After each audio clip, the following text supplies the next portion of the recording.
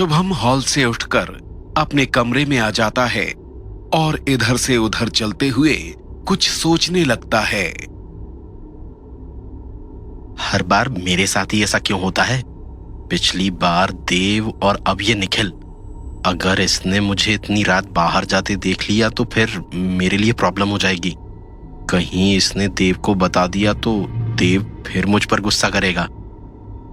शुभम अपने कमरे में इधर से उधर टहल ही रहा था कि तभी उसकी नजर कमरे की खिड़की पर पड़ती है। हाँ, मैं खिड़की से नीचे उतरकर तो बाहर जा ही सकता हूँ। कैसे भी करके मैं इन सब के उठने से पहले वापस आ जाऊंगा और फिर इसी रूम में आकर सो जाऊंगा। शुभम कमरे की खिड़की खोलता है और नीचे गार्डन में झांकता है। हाइट काफी ज्यादा है नीचे उतरने के लिए। मुझे एक रस्सी की जरूरत होगी। स्टोर रूम में रस्सी जरूर रखी होगी। शुभम रस्सी लाने के लिए अपने कमरे का दरवाजा खोलता है। शुभम चिल्लाओ मत, मैं हूँ। क्या तुम नॉक नहीं कर सकती? अभी मेरी जान निकलने वाली थी। मैं नॉक ही करने वाली थी, तुमने अचानक डोर खोल दिया। जल्दी अंदर आओ। बताओ क्या हुआ? तुम नीचे हॉल से उठकर ऊपर क्यों आ गए?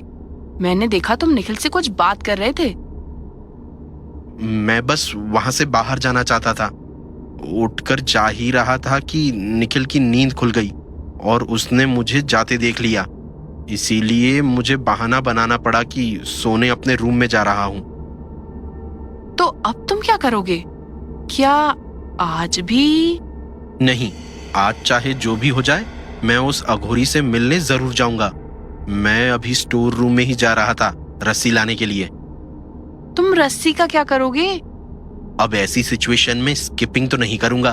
अगर मैं नीचे से गया तो दरवाजा खुलने की आवाज से फिर कोई उठ जाएगा और सारा प्लान खराब हो जाएगा। इसीलिए मुझे खिड़की से ही नीचे उतर कर जाना पड़ेगा। ओके, मैं समझ गई। जब तुम आई तो क्या निखिल सो गया था? हाँ, नीचे सब लोग सो रहे हैं, निखिल भी नींद में है। अगर कोई भी उठे और मुझे वहां ना देखे तो कह देना कि मैं हाँ, मैं कह दूंगी तुम्हें जमीन पर नींद नहीं आ रही थी, इसलिए तुम अपने रूम में सो रहे हो। तुम उसकी चिंता मत करो। ठीक है, अब तुम नीचे जाओ, मैं स्टोर रूम से रस्सी लेकर आता हूँ। शुभम, तुम अपना ख्याल रखना। अगर कोई प्रॉब्लम हो तो मुझे कॉल कर देना, मैं देव और बाकी सबको बता दूंगी। नहीं, उसकी जरूरत नहीं पड़ेगी। तुम किसी से कुछ मत कहना। मैं उन सबके उठने से पहले वापस आ जाऊंगा। ठीक है, मैं नीचे जा रही हूँ, बी केयरफुल। शिल्पा शुभम के कमरे से निकलकर वापस नीचे हॉल में चली जाती है और शुभम भी रस्सी लाने स्टोर रूम चला जाता है। डीएसपी मौर्य और कांस्टेबल अंकुल अब भी उसी जगह रुके हुए थे। दोनों एक दूसरे से बात कर रहे थे। सर, मुझे नहीं लगता यहाँ आसपास कोई रहता होगा। हाँ, तुम ठीक कह रहे हो। मुझे भी दूर दूर तक कोई घर या झोपड़ी दिखाई नहीं दे रही है। चलो छोड़ो, हम चलते हैं। डीएसपी मौर्य और कांस्टेबल वापस कार में बैठकर जंगल की तरफ जाने लगते हैं। अंकुल, वो जंगल यहाँ से और कितना दूर है? सर, यहाँ से लगभग 5 किलोमीटर और आगे। मतलब 10 मिनट में हम पहुंच जाएंगे? नहीं सर, थोड़ा आगे से रास्ता बहुत खराब है। धीरे धीरे जाना पड़ेगा। लगभग आधा घंटा और लग सकता है। ठीक है, अब चाहे जितना भी टाइम लगे, आज रात इस जंगल को देखकर ही वापस जाएंगे। आखिर यहाँ ऐसा है क्या जो सारे रत्नागिरी के लोग यहाँ आने से डरते हैं? Yes sir. सर, अब आगे रास्ता खराब है। ये क्या है अंकुल? ये रास्ता खराब नहीं है, ये तो रास्ता ही नहीं है। तुम्हें लगता है हम इस रास्ते से जा पाएंगे? सर, मैं इससे पहले एक बार यहाँ आ चुका हूँ, लेकिन तब दिन का टाइम था। रास्ता अच्छी तरह दिखाई दे रहा था। मैं ही डोगरा सर की जीप चलाते हुए ले गया था। ठीक है, आगे बढ़ो, धीरे धीरे ही सही। हम आज जंगल जाएंगे ही। Yes sir.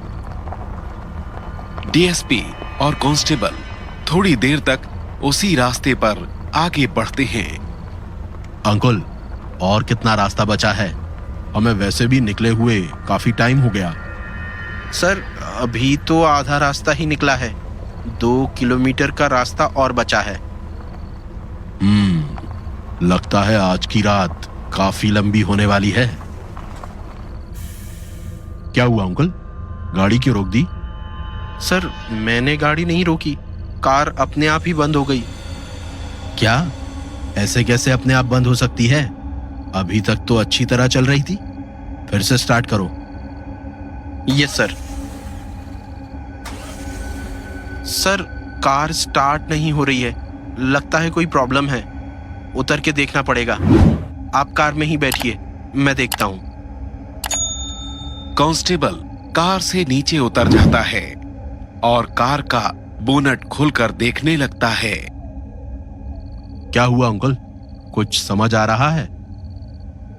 नहीं सर, देखने से तो सब कुछ नॉर्मल लग रहा है।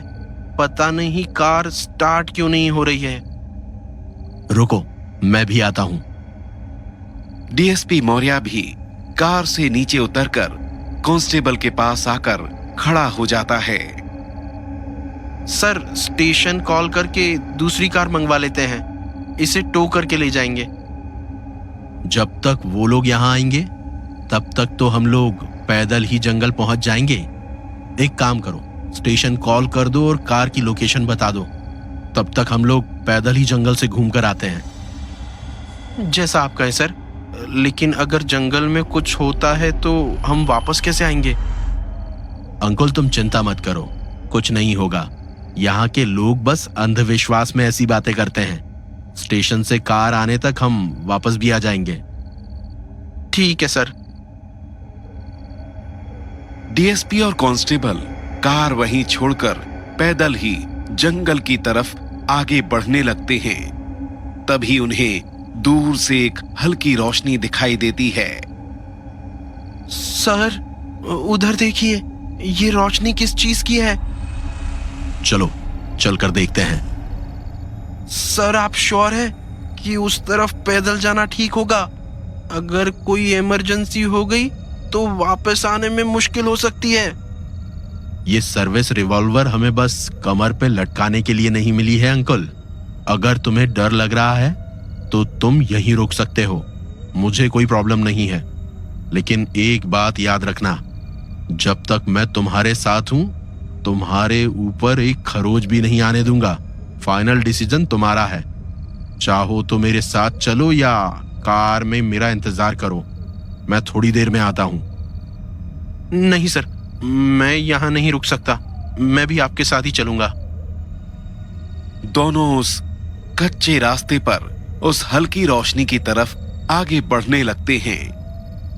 थोड़ा आगे जाकर वो देखते हैं कि रास्ते के किनारे एक कच्ची झोपड़ी से थोड़ी दूर आग जल रही थी। सुनो, कोई है यहाँ? एक आदमी झोपड़ी का दरवाजा थोड़ा सा खोलता है और अंदर से ही झांक कर उन दोनों को देखता है। क्या हुआ भाई, क्या काम है? डीएसपी और कांस्टेबल दोनों सिविल ड्रेस में थे, इसलिए उस आदमी को लग रहा था कि वो ऐसे ही कोई दो लोग हैं। बाहर आइए काका, ये यहाँ के नए पुलिस ऑफिसर हैं। आपसे कुछ पूछना चाहते हैं। वो आदमी बाहर आता है और हाथ बांधकर खड़ा हो जाता है। नमस्ते साहब, बताइए क्या बात है? मैंने तो कोई गलत काम नहीं किया। मैं तो लकड़ी चुराने भी नहीं जाता। ये जो लकड़ी जल रही है इसे मुझे बाकी लोगों ने दिया है। मैं बदले में उन्हें चाय पिला देता हूँ। आप डरो मत, मैं यहाँ आपके लिए नहीं आया हूँ। हम तो जंगल की तरफ जा रहे थे और रास्ते में हमारी गाड़ी खराब हो गई। अच्छा ही हुआ साहब जो आपकी गाड़ी बीच रास्ते में खराब हो गई। इतनी रात जंगल में जाने में जान को बहुत खतरा है।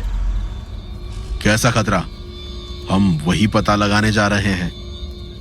साहब, ये कोई चोर डकैत नहीं है जिसे आप पकड़ लेंगे। यहाँ एक नहीं कई आत्माएं भटकती रहती है।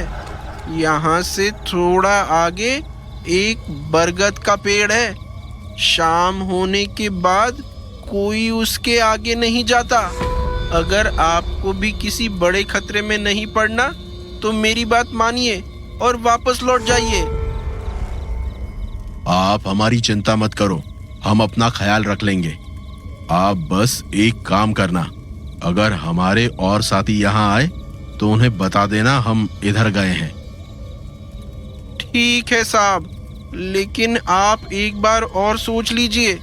अगर आप लोग इस समय उधर गए तो पता नहीं उनके आने तक आप बच भी पाएंगे या नहीं।